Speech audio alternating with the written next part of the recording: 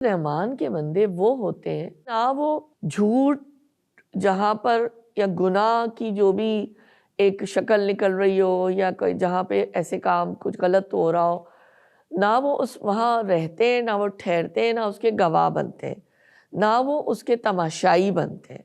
बल्कि वो उस गुनाह को देखने का इरादा भी नहीं करते। तो ऐसे होते हैं रहमान के बंदे। तो लिहाजा हर बातिल, हर गुनाह, हर बदी इस लिहाज से झूठ है